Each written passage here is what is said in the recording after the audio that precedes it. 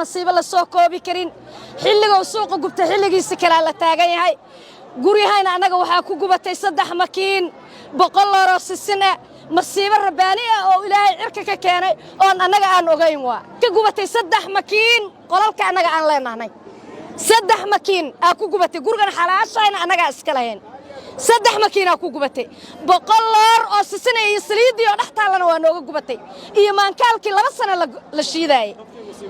hanti iyo ku gubatay ilaahay wuxuu nagu badbaadiyay inuu naf iyo ku dhimanin laakiin hanti oo aad iyo aad u balaaran ku baabacday waan la iskugu soo gurmaday mid shacab ilaa maamul maanta magaalada Jowhar waxa ka dhacay musiibo qaasatan suuqa loo yaqaan Bakaare waa ka xumahay dadkii ku hanti beeray waxaan rabaa ilaahay inuu dhibaatadaas u boqoyo runtii aniga waxa kamid ahaa dadkii ugu horeeyay